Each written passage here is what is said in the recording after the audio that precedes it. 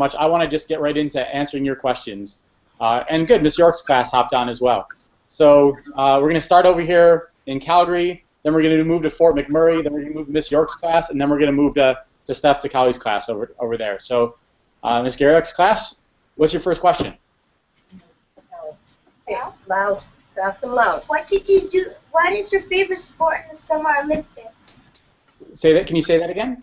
Loud. What is your favorite sport in the Summer Olympics? What is my favorite sport in the Summer Olympics? Is that the question? Yes. Yeah. What was your name? I didn't see who asked the question. The Allie. Alan? Allie, it's Allie. Allie. All right, Allie. My favorite sport in the Summer Olympics is track and field. I was a track athlete before I became a bobsledder, and I grew up running track and playing soccer. Who out there plays soccer? Let me see hands. Oh, yay. All right, so that was my sport when I was your age, soccer and track, and now my favorite sport in the Olympics is track, because that's what I went to university for. So good question. All right, Miss Moran's class. Hello. Hello. Hi. Okay, Michelle. Hi. Hi. What was your job in the bobsled?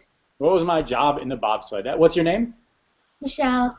Michelle. Dominic. Hey, Dominic. So my job in the bobsled was I was one of the engines. I was a track athlete before I became a bobsledder. So and I grew up running track and playing soccer. Who out there plays soccer? So we're getting some feedback. There we go. All right. Yeah, we're getting some feedback from you guys, I think. Can you guys, Miss Moran's class, can you guys hear me right now? Okay.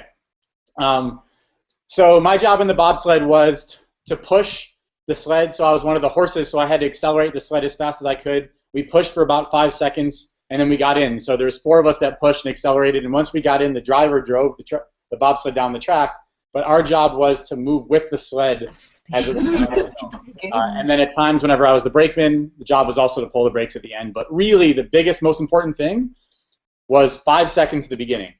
So I would train for hours and hours every day for hundreds and hundreds and hundreds of days, if not, it was over thousands of days that I trained for bobsled, and my job was 5 seconds. So there's a lot of work for a very minimal amount of time that was important, but that meant those 5 seconds were super important. So good question. And Miss Moran's class, it looks like you guys are having a little bit of internet trouble, but as long as you can still hear me, then we're cool. All right. Thank you. All right, Miss York's class, can you guys hear me? I can't see you.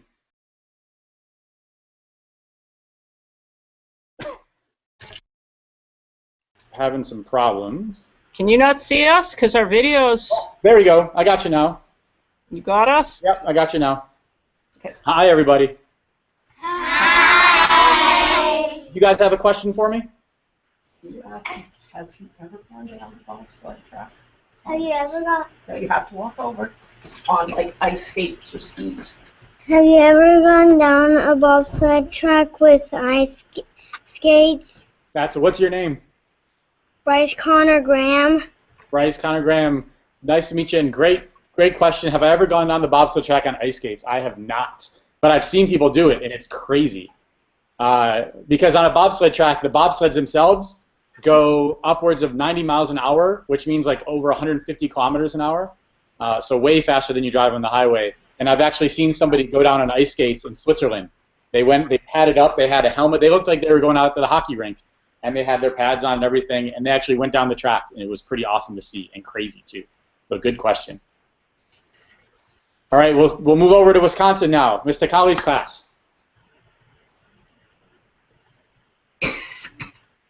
Okay, Ryan.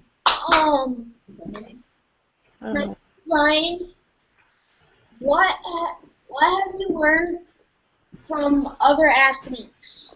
What have I learned from other athletes? Is that the question? Yeah. Good question, Ryan. So what have I learned from other athletes? I think probably one of the biggest things I learned was from one of my old teammates named Pavle, and Pavle was like the hardest working person I'd ever seen in my entire life. Pavle, we'd go to train in the mornings, and he would outwork everybody, and then we'd come home, and he'd eat right, and then in the evening time, he would do like stretching, and he'd do a bunch of like core, like abdominal exercises. So I think one of the biggest things I learned from some of my teammates and other athletes was like what hard work really meant. Because sometimes you think you're working hard, and then you look at somebody else and they're working really hard. So, oh, that's Ms. Gariak. I'm not sure. Helen, do you want to maybe try to disconnect and then reconnect? So that's, I think, the biggest thing I learned from other athletes was watching people around me and seeing what their work ethics were like so that I could try to improve myself and get to them as well. Good question. Thank you.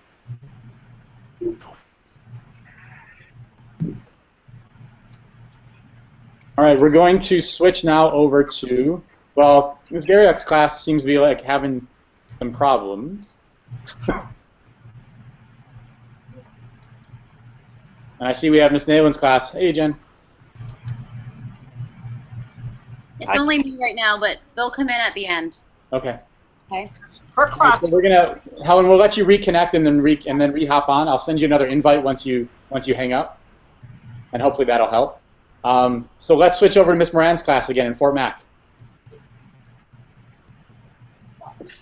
Yeah! Yeah! Woo! We're awesome! There's Canada. What does it feel like to representing your country in the Olympic Games? And what was your name? Angelica. Daniel. Alex. Hey guys. So what is it? The question was, what does it feel like to represent my country in the Olympic Games? That's a big question. I'm not sure. That's a pretty serious question. I'll let you reconnect and then re-hop on. I'll send you another invite once you hang up. We're getting some feedback. Okay, so the question was, how does it feel to represent your country? So I think it feels really good. Is that the answer you're looking for? Just good? I'm kidding. It's really neat. So when you get to, and the American athletes feel this way, and the Canadian athletes all feel this way too, is when you get to put something on. I'm trying to look around my room here, and I don't have one of our team jackets, but when you get to have your country's name on your back, that really means something special. And for me, my first Olympic Games were actually in Salt Lake City, so they were in the U.S. So I got to represent my country on our home soil, and today is a really special day for the U.S. and for the world because it's 9/11, and 9/11 is a very important day for us because it allows us to remember something really bad that happened in our country. And the interesting thing is my first Olympics were only about 6 months after that first happened. So imagine how scared everybody was, and how much, especially Americans, they kind of needed something really good to happen. And all of a sudden, 6 months after 9/11 happened, there was the Olympic Games in Salt Lake City. So I'll never forget walking down towards the stadium, and you walk down towards the stadium, and all the lights, and for opening ceremonies, everybody's going crazy. And then to walk in behind your flag in that kind of atmosphere was one of the most special things I've ever gotten to do. So it's a really cool thing, and the athletes that are all mentoring you guys all have different stories. So make sure that you ask your athletes that, because they're all going to have a different memory around it too. So good question, guys. Ms. Gariak, we're going to come back to you guys. Are you guys up and running, or?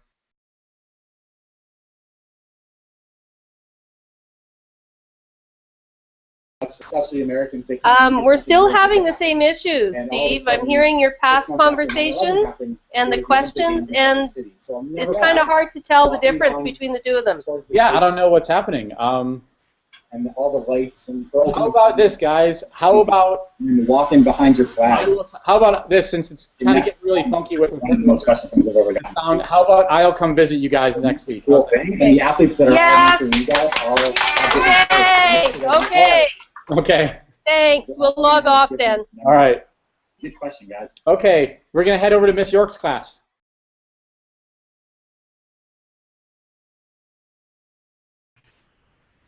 Okay, you're going to bend down so you can see your head. Okay, see yourself. Big voice. Ask him. My name is Erica. What is your favorite book to read? Hi, Erica. My name's Steve, and what is my favorite book to read? I think my favorite book from right now, it's called The Art of Racing in the Rain. And it's a really cool book because it's actually through a dog's through a dog's voice. So the entire book is about a dog talking about his life, and that's been my favorite book that I've read lately. It's really neat. His father, his owner, is a race car driver, and he'll always leave the father, the race car driver, will often leave the television on for the dog on race car driving. So the dog got to learn how to drive cars because he would sit at home all day long and watch that. And then it goes through all the rest of his life when his owner gets married and all these other things that happen. So that was my favorite book. What's your favorite book?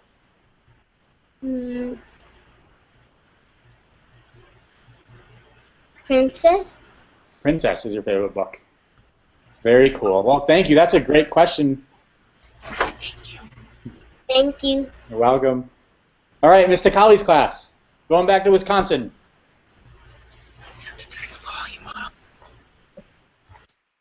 My name is Ethan. Are you a dog guy or a cat guy? Am I a dog guy or a cat guy? I am a dog guy. I grew up with both cats and dogs, but I grew up with a golden retriever. So golden retrievers are my favorite dogs. So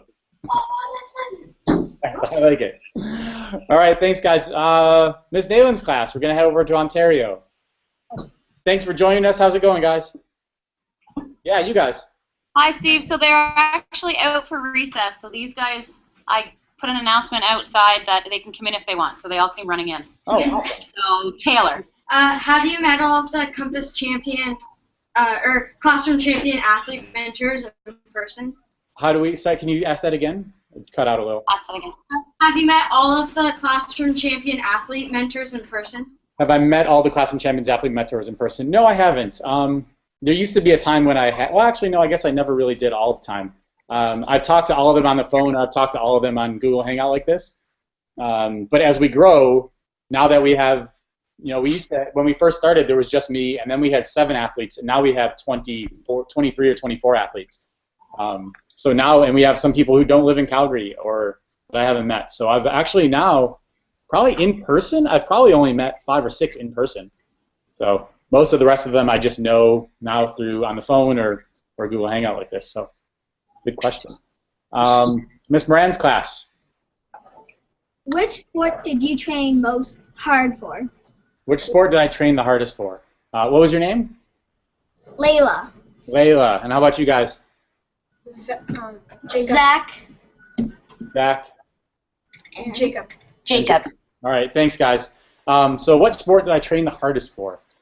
I mean, I would have to say I trained the hardest for bobsled. I think as the older I got, the harder I trained and the harder I worked, because I started to really realize, because the older you get, you can start to really see your work come in, just like you guys, right? You can tell now when you work harder, probably more so than you did a few years ago. You can tell how much, because you're more aware, right? You can see it. You can understand that you accomplished something because you worked hard at it.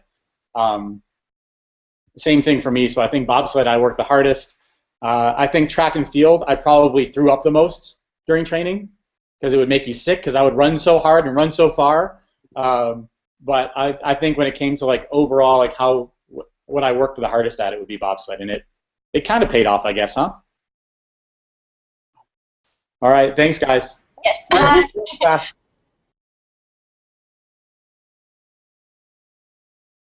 You guys, Miss York's class, you guys are being so awesome on this on the rug there.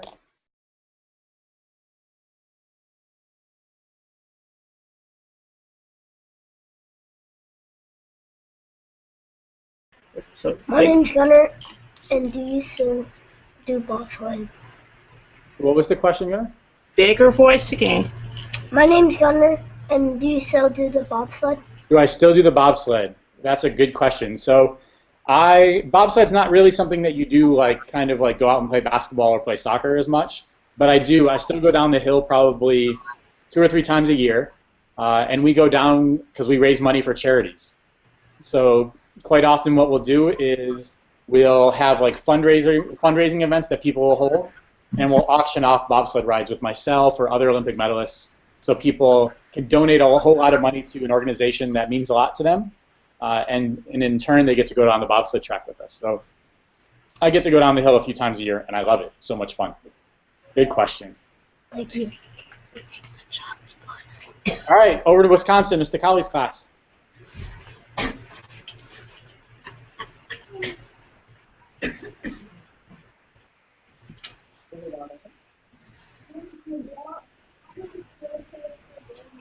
I can't hear you.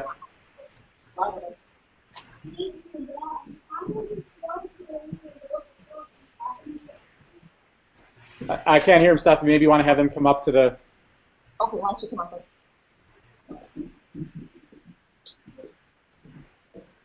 My name's Miguel, and how does it feel to win the bobsledding gold medal? How does it feel to win the bobsledding gold medal? That's another really big question. I can't answer that one very quickly. So how does it feel? How did it feel to win this? So I'm gonna get out of the sun here. The sun keeps coming around on us. So how does it feel to win this? I think the coolest part was I think being able to cross the line. It wasn't the coolest part wasn't when we had the medals put around our necks. The coolest part for me was when we crossed the line, and it had been something that I've been waiting for since I was probably 11 years old.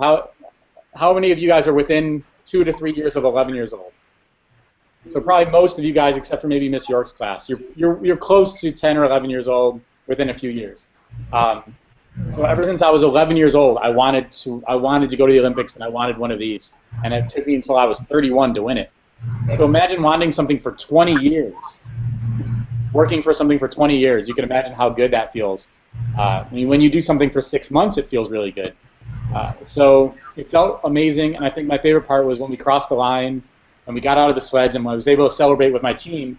But then I was able to like climb the railing and swim through the crowd and push my way through the crowd and go up the stairwell and into the grandstand where my parents were. And my parents and my sister and brother-in-law and all my friends from school, from university, had flown all the way up to Vancouver just to watch me compete. And I got to share it with them. So I think that was probably the biggest thing. Was the coolest part of it for me was being able to share it with like my friends and family, like in the moment at the time when everything was happening and was crazy. So that was a great question. We're going to flip back over to Ms. Nalen's class over in Ontario.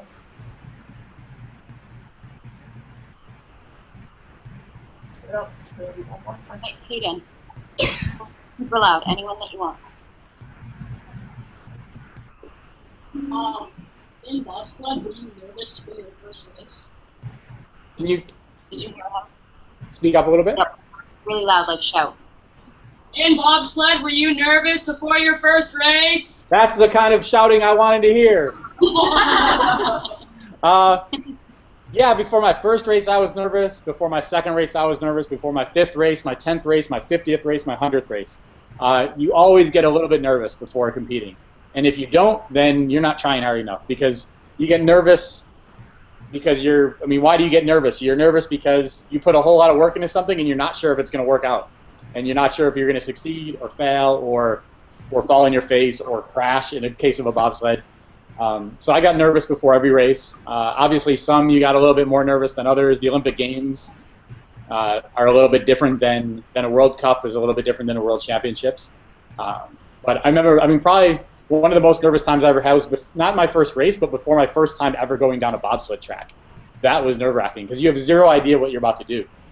You have no idea how it's going to feel, and when you get down to the bottom of the track, it's like you were just in a blender for 60 seconds, and everything got thrown around, and the G-forces pushed you down, and it was crazy. So I remember being pretty nervous before that, and then probably the most nervous I ever was before the 2006 Olympics, and we didn't really do so well there. So yeah, but nerves are normal. So good question. Miss Moran's class, we're going to head back up to you guys. And teachers, I know that we said 9:30 Mountain Time. I'm good to stay for another 10 or 15 minutes because we were a little late getting started. But if any of you guys have got a hard stop right now, by all means, just make sure you wave goodbye. Okay. Bye, Miss York's class. Hi, guys. Hi. How does it feel like to be going down the slope at 95 miles per hour in a little steel sled that you could fall out of at any moment with only a helmet and a couple pads? Thank you for converting it to miles an hour for all of our American friends. Because it's also like 153 kilometers an hour.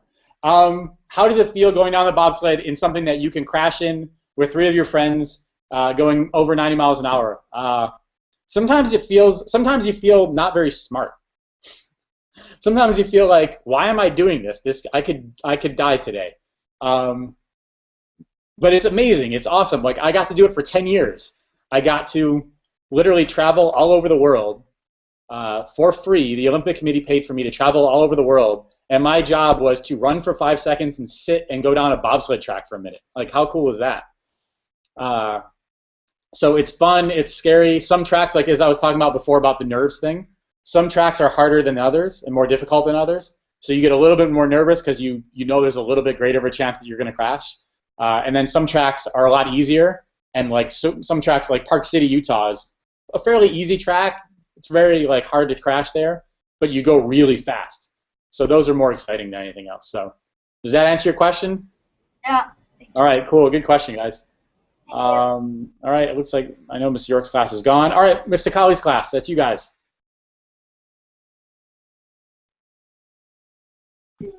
All right, here's Tori. My name is Tori. What kind of candy do you like? Can you say that again? She's gonna move up. My name is Tori, and what kind of candy do you like? What kind of candy do I like? That's a good question. Three Musketeers bar is my favorite. Three Musketeers bar. Good question. How about you? What was your favorite? He's asking what your favorite is.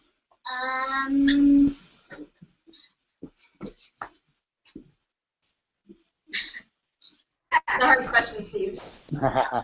Anything chocolate. Anything chocolate. All right, fair enough. Fair enough.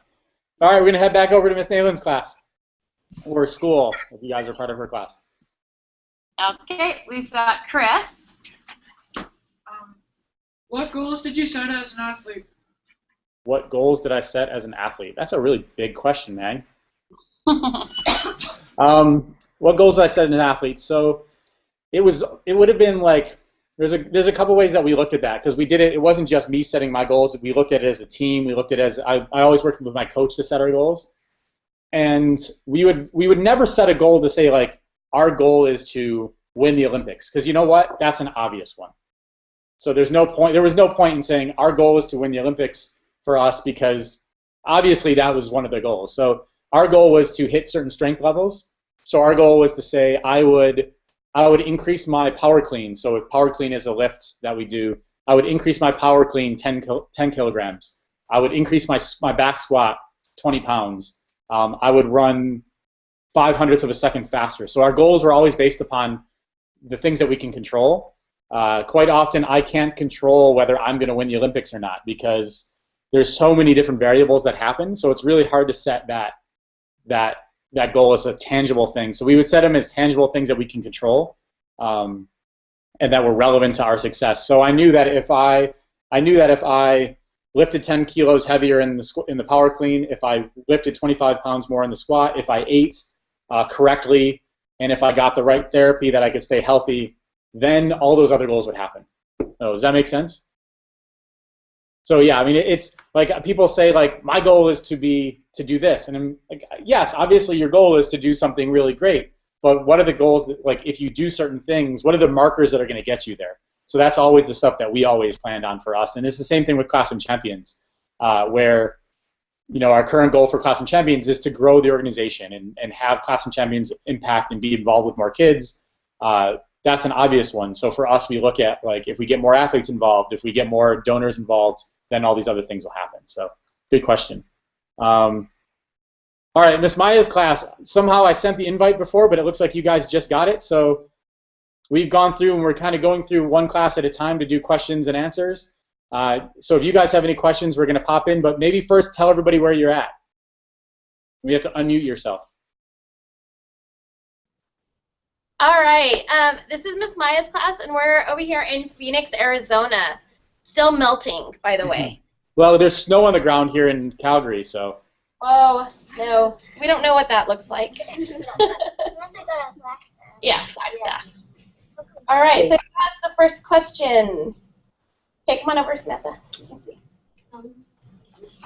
Wait. Do I stand or sit? Just stand. Oh, wait, hold on. All right. Sorry, click the wrong button. And there we go. Okay. Hi, Steve. My name Scoot down a little bit. You're right here. There you go. Hi, Steve. My name is Samantha. We all know our athletes will inspire us to reach our goals. Who inspired you or continues to inspire you? That's an awesome question. Thanks, Samantha. And I'm sorry again that it took us a while to get you guys on here. We've got classrooms, Samantha, from Ontario. We've got classrooms from Northern Alberta. We've got classrooms from Wisconsin that are on with us right now. And we just missed another classroom from Ontario. So you're connecting with kids all over the continent. Who inspired me? I think a guy who's really inspired me was a guy named Dan O'Brien. So if you guys want to do a little work, you can find out who Dan O'Brien was. He was a decathlete in the U.S. And he was a guy, so in 1992, this tells you how old I am.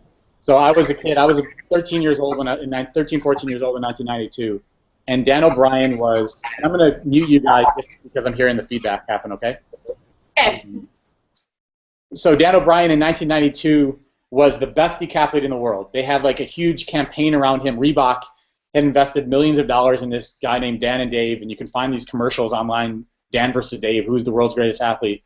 And Dan was, and I was a huge Dan O'Brien fan, and I started doing decathlon and track and field because of Dan O'Brien. And he went and he no-heighted in pole vault at U.S. Olympic trials, which means that he didn't get to go to the Olympics. So he's the best person in the world, and he wasn't going to get to go to the Olympics. And what did Dan do? Did he, like, quit? Did he sulk? No. 4 months later, he went and broke the world record in France. And then 4 years later, when I was just graduating from high school, I got to go to the Atlanta Olympics in 1996, and I got to watch Dan, and he won the gold medal. So I watched this person who fell on his face in front of the whole world in 1992, then went and broke the world record, then went and won pretty much every single meet he did up until the Olympics in 96, and then he won a gold medal in 96. And it was Dan. Dan was the reason that I went and became a decathlete. And because I became a decathlete, I got a scholarship to University of Florida.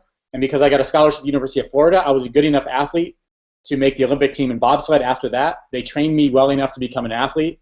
So then I became a bobsledder. And then 8 years after that, I won a gold medal. So I can honestly trace it back to watching Dan and watching how he dealt with failure, because I was hurt. If you guys have seen, so if you haven't watched, how many of you guys have watched my Ted Ed cartoon? You raise your hand if you guys watched that. So if you haven't, ask your teachers. It's 4 minutes long. And if you were to just go to YouTube and type in Mesler, my name, and then Ted Ed, T-E-D-E-D, one word, you'll see this cartoon, and it talks about my story. And then out of Dan O'Brien, and then you know what? At my last Olympics in Vancouver, before we went to the Olympic Village, the Olympic Committee has somebody come and talk to you, and you know who came and talked to us? Dan O'Brien. So like my whole childhood, my whole like growing up and being inspired by this person, watching him win, being that person that got me that far, then he came and he was the one who gave the talk to us and wished us luck. So it was a pretty cool thing. So I would love to hear about you guys at another time and who are the people that do that for you. So all right, we're gonna go over to Miss Nalen's class. We'll make it one more question around, and then Miss Maya's class, we'll spend a few more minutes at the end with you guys. My name is Kara. Why did you start the Classroom Champions program? That's a good question. Thanks, Kara. We started Classroom Champions honestly because, and I said we, my sister and I started it. My sister has her PhD, which is the highest level of education you can get, has her PhD in education, and we decided that, you know, the life that I was living when I was competing was like what we always dreamt about. When we were 10 years old, we would have said, what do we want to be? And we would have said an Olympian, and I was that. And we wanted to do something that, but at the same time, how many of you guys have had somebody, whether it was an athlete or somebody who was accomplished, come into your school and give a talk? Probably most of you guys, huh? Everybody out there has had that happen. Well, I used to do that all the time, and I still do that, but I used to do it all the time, and the problem with that is you'd go into school, you'd give a talk, and then you'd leave, and we'd never see you guys again. We'd have no idea if anything we said actually made a difference in your life. So we wanted to create something that it would be back and forth, so that the athlete could teach something, or the person could teach something, but then more importantly, you guys could figure out a way to make that relevant for you, and then you could show it back to them. So our athletes volunteer their time for the same reason we started Classroom Champions, is because they want to see what their teachings are doing. They want to see if it's actually making a difference for you guys and if you're actually able to learn something. So that's why we started Classroom Champions. We wanted to find a way to connect, and obviously technology was the easiest way to do that. Like we travel a lot, so it's impossible for us to come to your school all the time, and it's impossible for who's your athlete? You guys know your athlete over there yet? You don't yet? No. Thanks, shaking your head. I like it. So that your athlete, whoever that athlete is, I'm not going to let the cat out of the bag on that one. They can't come to the school every month, but they can do this. So that's why we started it. Does that answer your question? All right, Miss Moran's class. Up in Fort McMurray. What is your favorite hockey team? We're the Buffalo Sabres. Boo! How can you boo the Buffalo Sabres? They don't hurt anybody. They don't beat anybody. How about you guys? Best. Montreal. Oh, boo. Thanks, guys. Mr. Colley's class.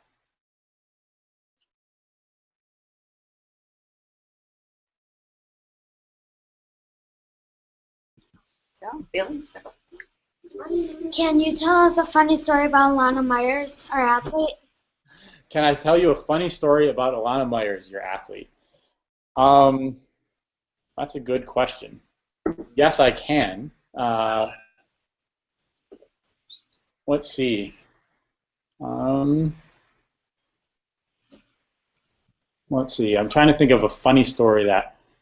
So I've known Alana. So Alana Myers she's your guys' new athlete now? Yeah. Yeah. So Alana Myers, for everybody else out there, Alana Myers is a two-time Olympic medalist in bobsled. So she was one of my old teammates. She won a bronze medal in the 2010 Olympics and a silver medal in the 2014 Olympics in two-woman bobsled. And Alana, let's see. I think.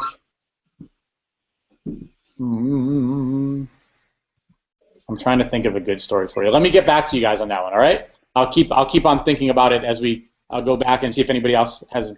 We'll go to Miss Maya's classroom, and then I'll come back to you guys with a good answer. How's that? No problem. All right. All right, Miss Maya's class.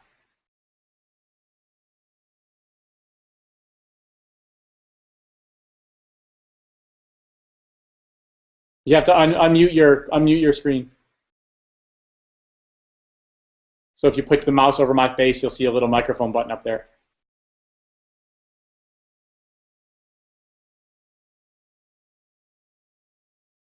So if you put there you go.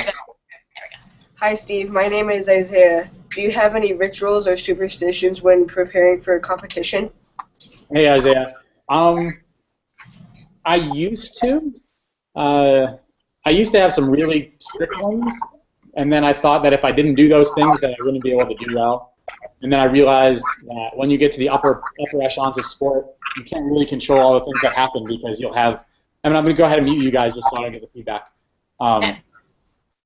So the rituals I used to be very much like I needed to do this, and this before I competed. And then I realized that all of a sudden the weather would change, or you'd have to do an interview, or all these other things would happen. So I got rid of most of those. I think the biggest thing that I had was something that my teammate and I did right before we went.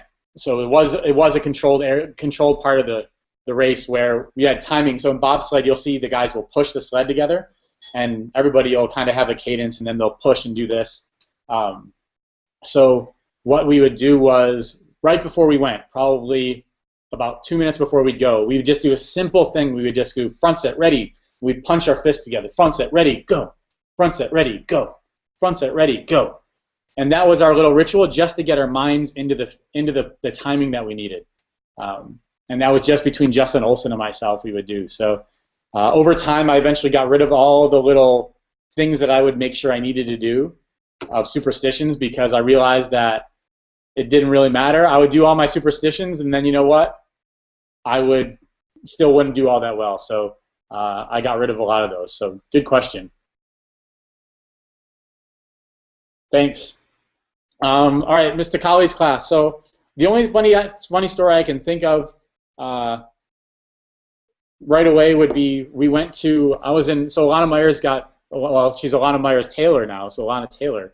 Alana got married in the spring or in the summertime, and we flew down to Atlanta for that one. And I'll never forget that when they were doing their, I guess it's not as much of a funny story as it is a cute story, is that when Alana's husband-to-be was standing there waiting for Alana, and she came around the corner, you could see the look in his eyes, and he kind of started jumping up, like kind of bouncing up and down a little bit, and you could see her kind of do this little walk as she was heading out to them, and I just thought it was the coolest thing to see Alana so happy. And that's not as funny of a story, so I will think of another funny story at another time. But to see Alana Myers, who is an amazing athlete, and everything about Alana is just competitive and great, and to see her in her wedding dress that day, and to see her, just go back to going back and looking like a little kid that she was so excited was a pretty cool thing to see Alana happen. It was kind of like that, perfect thing of Alana is this amazing competitor, but at the same time, she's just a person too. So, but I'll try to think of something that's even funnier that I saw on the road happen for her, and I'll get back to you guys on that. How's that? All right, guys. Well, I don't want to keep you much longer because I know you guys have got other things to do than hang out with me. Miss Maya's class, you guys hang on for another 10 minutes, and we can do that because it was my fault that you didn't hop on. But go ahead and unmute yourself so I can at least hear everybody else say goodbye.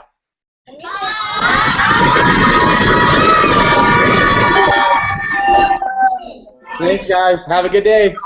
Thank you.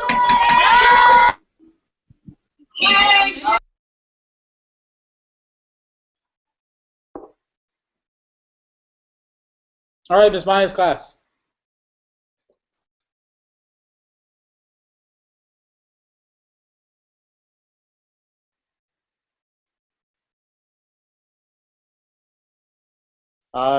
You guys there still?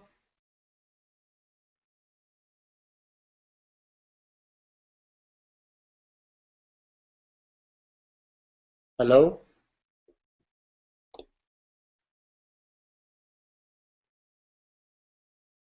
I can't hear you or see you.